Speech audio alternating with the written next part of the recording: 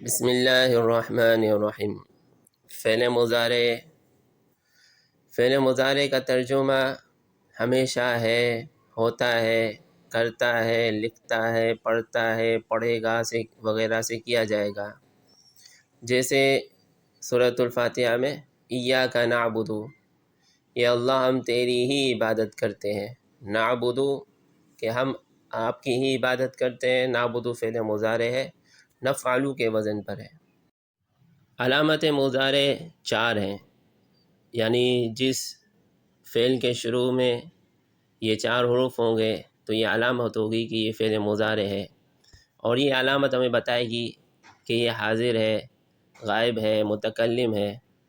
اور یہ 4 حروف ہیں، حروف عطین کہلاتے ہیں۔ افعل یعنی میں کرتا ہوں، تفعل تم کرتے ہو، یفعل وہ کرتا ہے، نفعل ہم کرتے ہیں۔ مثلا یعبد یفعل کے وزن پر ہے، وہ عبادت کرتا ہے یا عبادت کرے گا، اور یا علامت مضارع ہے، اس کا معنی ہے وہ، یعنی وہ عبادت کرتا ہے۔ یعبدانی وہ دو عبادت کریں گے، یعبدون وہ سب عبادت کریں گے۔ تعبد تو عبادت کرتا ہے یا کرے گا، یا تعبد وہ عبادت کرتی ہے یا کرے گی۔ مؤنث غائب کے لیے بھی تعبد کا صیغہ آئے گا۔ تا سے مراد انتا یا انتی تو عورت، یا تا سے مراد ہیا وہ ایک عورت۔ تعبدو میں تا علامت مضارع ہے، حروف عطین میں سے ایک حرف تا ہے۔ اور متکلم کے لیے حروف عطین میں سے نون ہے، یعنی نحن ہم، اور علامت مضارع ہے نون۔ نعبدو ہم عبادت کرتے ہیں یا عبادت کریں گے۔ اور اسی طریقے سے اگر واحد متکلم ہے تو الف لے آؤ نون کی جگہ، اعبدو ہو جائے گا۔ اعبدو یعنی ہم عبادت کرتے ہیں کی جگہ میں عبادت کرتا ہوں یا میں عبادت کروں گا۔ نعبدو ہم عبادت کرتے ہیں، اعبدو میں عبادت کرتا ہوں۔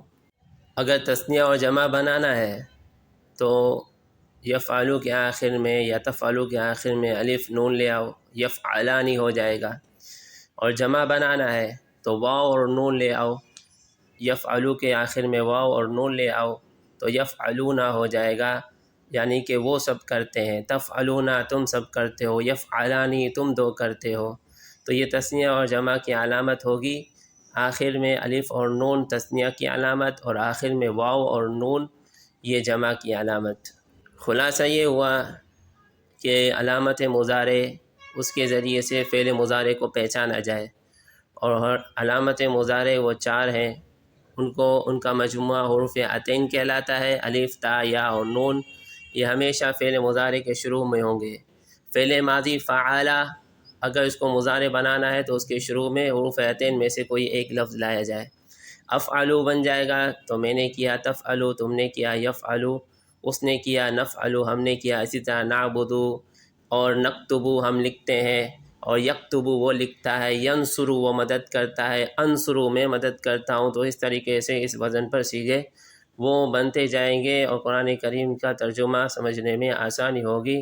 تو بہتر یہ ہے کہ یہ 4 صیغے یاد کر لیے جائیں۔